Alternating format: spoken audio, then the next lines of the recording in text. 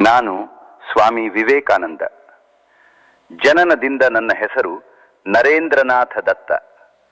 1863 ಜನವರಿ 12ರಂದು ಕಲ್ಕತ್ತಾದಲ್ಲಿ ನಾನು ಜನಿಸಿದೆ.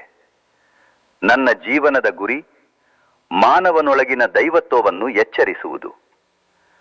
ಯೌವನದಲ್ಲಿ ನನಗೆ ಪ್ರಶ್ನೆಗಳಿದ್ದವು. ದೇವರಿದ್ದಾನೆಯೇ? ಜೀವನದ ಅರ್ಥವೇನು?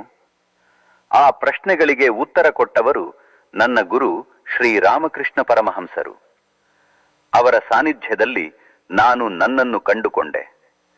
ಸನ್ಯಾಸವು ನನ್ನ ಪಾಲಿಗೆ ಓಡಿ ಹೋಗುವ ದಾರಿಯಲ್ಲ, ಜನಸೇವೆಯೇ ಜನಾರ್ದನ ಸೇವೆ ಎಂದು ನಾನು ಕಲಿತೆ.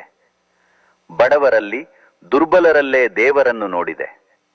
ಕೈಯಲ್ಲಿ ಕಮಂಡಲು, ಮನಸ್ಸಿನಲ್ಲಿ ಭಗವದ್ಗೀತೆ. 5 ವರ್ಷಗಳ ಕಾಲ ನಾನು ಭಾರತವನ್ನೇ ಸುತ್ತಿದೆ.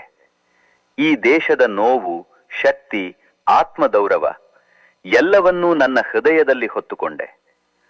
1893 Chicago sisters and brothers of America, ಆ ಒಂದು ವಾಕ್ಯದಲ್ಲಿ ಭಾರತ ಜಗತ್ತಿಗೆ ಮಾತಾಡಿತು. ಸಹಿಷ್ಣುತೆ, ಏಕತೆ, ವೇದಾಂತ, ನಮ್ಮ ಸಂಸ್ಕೃತಿಯ ಶಕ್ತಿಯನ್ನು ನಾನು ಸಾರಿದೆ.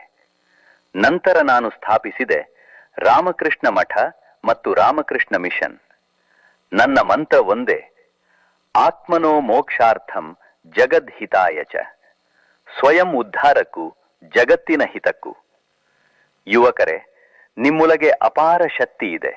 ಭಯ ಬಿಡಿ, ದೌರ್ಬಲ್ಯ ಬಿಡಿ, ನನ್ನ ಮಾತು ನೆನಪಿಡಿ.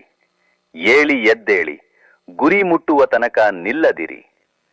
ನಾನು ಕೇವಲ ವ್ಯಕ್ತಿಯಲ್ಲ, ನಾನು ಒಂದು ಚಿಂತನೆ, ನಾನು ಒಂದು ಜ್ವಾಲೆ.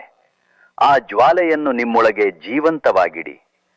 ಭಾರತದ ಆತ್ಮ ನಿಮ್ಮಲ್ಲಿದೆ.